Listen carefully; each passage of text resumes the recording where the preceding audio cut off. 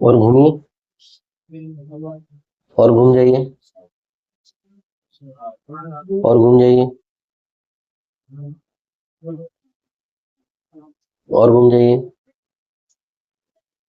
ठीक।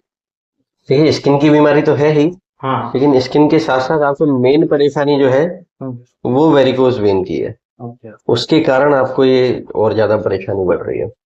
Varicose vein का मतलब होता है कि शरीर में दो तरीके की खून की नसें होती है। एक जो होती हैं जो ताजा खून हार्ट से नीचे या पूरे शरीर में लेके जाती हैं, उनको हिंदी में धमनी या आर्टरीज बोलते हैं।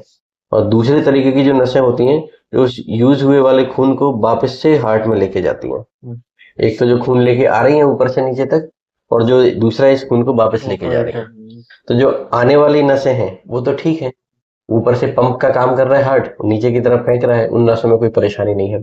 लेकिन जो ये बाहर वापस ले जाने वाली नस है, उनमें परेशानी आ जाती है। वो खून पूरी तरीके से वापस नहीं जा पाता, नीचे इकट्ठा होने लग जाता है।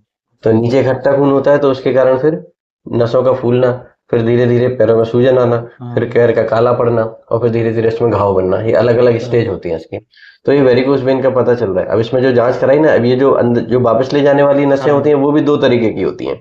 एक ये अंदर की तरफ होती है मांसपेशियों में, और दूसरा जो चमड़ी की तरफ अपन को नीचे दिखती हैं। हाँ, तो ये चमड़ी वाली जो नसें होती हैं वो अल्टीमेटली अंदर वाली नस में खुलती है और ये ऊपर खून को पहुंचाती है। तो इसमें कई जगह कनेक्शन होते हैं, यहाँ पे, यहाँ पे, यहाँ पे, यहाँ पे। तो सारी जगह से खून जो होना चाहिए वो चमड़ी की तरफ से अंदर की तरफ जाना चाहिए और फिर ऊपर जाना चाहिए। और इसमें क्या हो रहा है कि आपका फ्लो रिवर्स हो गया। ये अंदर वाली नस से बाहर की तरफ खून आ रहा है, अब जैसे और ज्यादा ही फूलती जा रही है, और ये फूलने के कारण परेशानी है। तो जब तक इसका इलाज नहीं होगा तब तक ये परेशानी खत्म नहीं होगी। तो आपका ये लगभग ग्रेड 4 की बीमारी है ना। ये जो वेरिकोज वेन है अलग अलग ग्रेड होते हैं। 1 में ऐसे धागे के जैसी नसें दिखती हैं, 2 में थोड़ी फूल जाती हैं, 3 में मोटा होना शुरू हो जाता है, पैर में सूजन आनी शुरू हो जाती है, 4 में ये पैरों का काला पड़ना शुरू हो जाता है, चमड़ी मोटी होनी शुरू हो जाती है। तो इस स्टेज में और इस रिपोर्ट में जो आपके बताया हुआ है कलर डॉपलर में, उसके हिसाब से आपको ऑपरेशन की जरूरत है ना। ऑपरेशन इसमें दो तरीके का होता है। एक तो ओपन सर्जरी, मतलब यहाँ पे चीरा लगाते हैं और इस जगह से जो खराब नस होती है उसको पूरा का पूरा निकाल देते हैं, और ये जो जहाँ पे कनेक्शन है उनको बांध दिया जाता है। और या दूसरा जो होता है वो लेजर से होता है, उसमें चीरा वगैरह नहीं लगता, लेजर का तार अंदर जाता है और ये यहाँ तक ऊपर तक पहुंचाते हैं और इस नस को पूरा का पूरा जला देते हैं। जैसे जलाने से चिपक जाती है ना जी, चमड़ी पर जल जाओ तो चमड़ी चिपक जाती है, ऐसे ही नस जो होती है जल जल जाती है तो अंदर से पूरी चिपक जाती है, उसमें खून का रुकना बंद हो जाता है, खून उसमें नहीं जाता है, तो फिर ये ठीक हो जाती है बीमारी। तो आपको दो में से कोई ना कोई एक तरीके का ऑपरेशन कराना पड़ेगा। सक्सेस दोनों ही लेजर करा रहे थे। देखिए, दोनों ही सक्सेसफुल हैं, ऐसा नहीं बोलूंगा कि ज्यादा परेशानी है।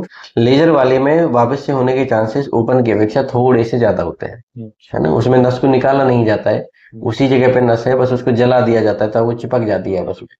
उसके खुलने के चांसेस थोड़े से होते हैं कभी कभार। ओपन वाले में जनरली अब ये नस को निकाल दिया तो वो नस तो रही नहीं, लेकिन फिर भी ये जो परफोरेटर जो मैंने बताया ना, बीच में भी कनेक्शन होते हैं कई जगह, तो ये बीच में कनेक्शन बहुत सारे होते हैं। जैसे आपके लगभग 4 या 5 कनेक्शन में परेशानी बताई गई है, और ये 12 से लेके 15 तक की जगह कनेक्शन होते हैं। तो अभी जिनमें परेशानी है उसको अपन बांध सकते हैं, जिनमें परेशानी नहीं है उसको अभी कुछ नहीं किया जा सकता। आगे जाके उसमें प्रॉब्लम होने के चांसेस रहते हैं। अगर होता भी है तो इतना बड़ा ऑपरेशन नहीं होता, पर छोटे से प्रोसीजर में काम हो जाता है। लेजर का फायदा ये है कि बड़ा चीरा नहीं लगना, टाके ज्यादा नहीं आने, बस एक छोटा सा निडल जितनी चुभती है उतना बस छेद होता है, बाकी इसके अलावा कुछ भी नहीं होता। तो कोई इसमें पट्टी की जरूरत नहीं है, चीरा वगैरह नहीं लगना। और जनरली लेजर वाला सक्सेसफुल रहता है, कोई परेशानी नहीं आती। आपकी जो जितनी स्टेज दिख रही है उसमें लेजर वाला किया जा सकता है।